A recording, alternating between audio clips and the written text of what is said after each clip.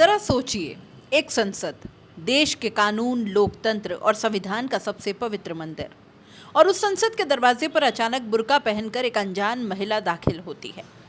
सुरक्षा चौंक जाती है, कैमरे घूम जाते हैं और सांसदों की सांसें अटक जाती है। कुछ सेकंड बाद बुर्का हटता है और सामने आती है एक महिला।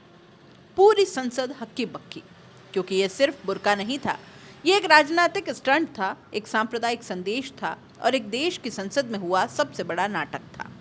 और इसी नाटक ने 71 साल की विवादित ऑस्ट्रेलियाई सीनेटर पॉलिन हसन को पहुंचा दिया उस स्थिति में जहां उन्हें मिला सीधे 7 दिनों के लिए संसद से सस्पेंशन।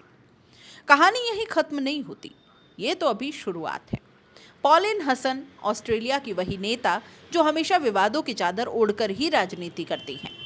1996 में पहली स्पीच दी तो कहा, एशियाई लोग यहाँ इकट्ठा हो रहे हैं, ऑस्ट्रेलिया खतरे में है। पूरा देश दंग रह गया। लेकिन पॉलिन का विवादों से रिश्ता वहीं से जन्मा। फिर शुरू हुआ उनका मिशन, नेशनल बुर्का बैन कैंपेन। उन्होंने तय कर लिया था कि पब्लिक प्लेस पर बुर्का और फुल फेस कवरिंग पर बैन लगाना ही है। लेकिन जब संसद में उनके बिल पर चर्चा नहीं हुई तो पॉलिन ने सोचा, जब चर्च नहीं सुन रहा तो तमाशा बना दो। और 24 नवंबर के दिन वो बुर्का पहनकर सीनेटर का आईडी लगाकर सीधे सीनेट में घुस गई। सीनेट में झटका, नेता भड़क गए, धार्मिक प्रतीक को मजाक बनाने का आरोप लग गया और उसी दिन 24 नवंबर को पूरे दिन का सस्पेंशन मिल गया। लेकिन पॉलिन हसन थी कौन सा थमने वाली। माफी मांगने से इनकार कर दिया और कह दिया, मैंने कुछ गलत नहीं किया, ये विरोध है। 25 नवंबर की मीटिंग ऐतिहासिक बन गई। सीनेटर पेनी वोंग, जो मलेशिया में जन्मी गैर मुस्लिम हैं, उन्होंने खड़े होकर सेंसर मोशन पेश किया और कहा कि बुर्का पहनकर हसन ने जो पूरे धर्म का मजाक उड़ाया, यह स्टंट सामाजिक एकता पर हमला है, यह कमज़ोर बच्चों और समुदायों के लिए हानिकारक है। सीनेट ने मतदान किया और पास कर दिया 7 दिनों के लिए सीधा प्रतिबंध। ये सज़ा पिछले कई सालों की सबसे बड़ी और दुर्लभ सज़ा मानी गई और ख़ास बात यह रही कि सीनेट की बैठकें गुरुवार को समाप्त हो रही थी, तो ये सज़ा अगले साल फरवरी तक लागू रहेगी, यानी संसद खुलेगी तब तक पॉलिन बाहर ही रहेंगी। ऑस्ट्रेलिया में लगभग 10 लाख मुसलमान रहते हैं। संसद में सिर्फ 2 मुस्लिम महिला सीनेटर हैं, एक महरीन फारूकी पाकिस्तान मूल की और फातिमा पायमान अफगान मूल की। महरीन फारूकी ने तीखे शब्दों में कहा, यह हरकत देश में मौजूद संरचनात्मक नस्लवाद को उजागर करती है। उन्होंने कहा कि 2017 में जब पॉलिन हसन पहली बार बुर्का पहनकर संसद आई थी, तब संसद में एक भी मुस्लिम प्रतिनिधि नहीं था। आज 2 हैं और उनका अपमान करना संयोग नहीं, रणनीति है।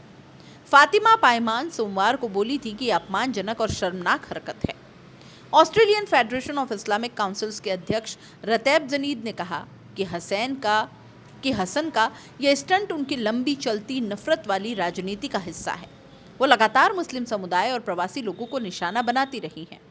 उनके मुताबिक ये घटना सिर्फ कपड़े की बात नहीं, बल्कि उस सोच की जीत है जो वोट बैंक के लिए धार्मिक पहचान का इस्तेमाल करती हैं। पॉलिन का कहना है कि संसद में कोई ड्रेस कोड नहीं है, अगर बुर्का बैन नहीं कर रहे तो मुझे पहनकर आने से क्यों रोक रहे हो, ये तो दोहरा व्यवहार है। उन्होंने कहा कि मेरे फैसले का आकलन मेरे साथी सांसद नहीं करेंगे, 2028 के चुनाव में जनता करेगी। यानी इशारा साफ है, ये कदम सिर्फ विरोध नहीं, उनके राजनीतिक ब्रांडिंग का हिस्सा भी है। पॉलिन हसन पहली बार विवाद की आग सुलगाने नहीं आई थी। वे 2017 में भी बुर्का पहनकर संसद आ चुके हैं, तब कोई सज़ा नहीं हुई। लेकिन इस बार ऑस्ट्रेलिया बदल गया है।